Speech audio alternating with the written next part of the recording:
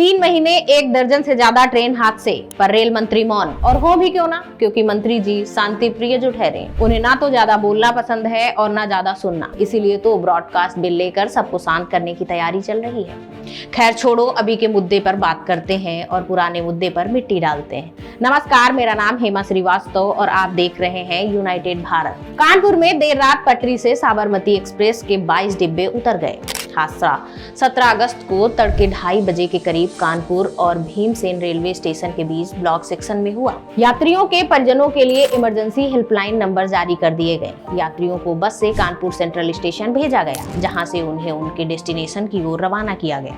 गनीमत यह रही कि हादसे में किसी भी यात्री को चोट नहीं आई। हाल के दिनों में हादसे इतने ज्यादा बढ़ गए कि ट्रेन यात्रियों को अब सफर में डर लगता है कि कहीं आधी रात को ट्रेन पटरी से उतर न जाए। 2 जून को लोकसभा में चर्चा के दौरान विपक्ष के उपनेता गौरव गोगोई ने कहा कि पिछले 2 महीनों में 4 मालगाड़ी पलटी है, लेकिन रेल मंत्री ने कोई जिम्मेदारी नहीं ली। बालासोर ट्रेन हादसे में 300 से ज्यादा लोग मारे गए, लेकिन रेल मंत्री ने कोई नैतिक जिम्मेदारी नहीं ली। बालासोर में 2 जून 2023 को कोरोमंडल एक्सप्रेस, शालीमार एक्सप्रेस और मालगाड़ी की टक्कर में 300 से ज्यादा लोगों की जान चली गई। 1000 से ज्यादा लोग घायल हो गए। इसी तरह 17 जून को सियालदह जाने वाली कंचनजंगा एक्सप्रेस ट्रेन एक मालगाड़ी से टकरा गई। 10 लोगों की मौत हो गई और 25 से ज्यादा लोग घायल हुए।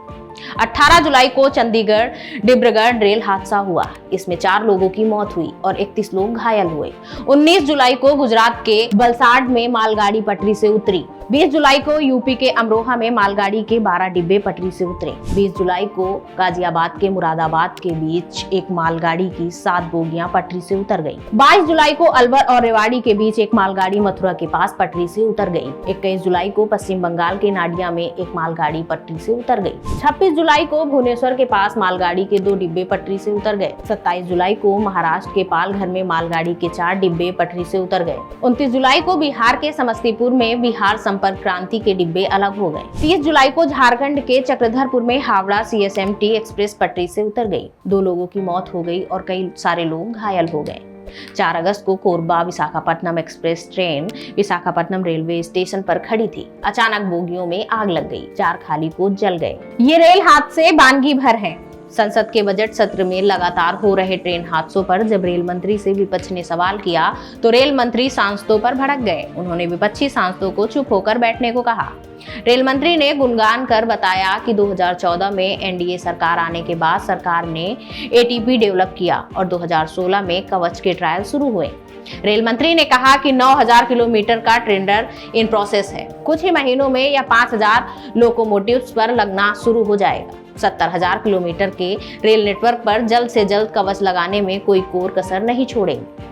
रेल मंत्री के दावे के उलट अभी सिर्फ 2% रेल नेटवर्क पर ही कवच सिस्टम इंस्टॉल हो पाया है। वहीं सरकार की ओर से कवच सिस्टम के लिए 1100 करोड़ आवंटित किए हैं, जबकि इसके लिए 45,000 करोड़ की जरूरत है। मीडिया रिपोर्ट्स की माने तो RTI के जरिए रेलवे से मिली जानकारी के मुताबिक 7 जुलाई 2021 से 17 जून 2024 तक देश में 131 ट्रेन एक्सीडेंट हुए हैं। इनमें से 92 ट्रेन पटरी से उतरी हैं। इन दुर्घटनाओं में 64 पैसेंजर ट्रेन और 28 मालगाड़ी शामिल है। ऐसे में यात्रीगण कृपया ध्यान दें, रेलवे ने आपसे यात्रा का पैसा लिया है, सुरक्षा का नहीं।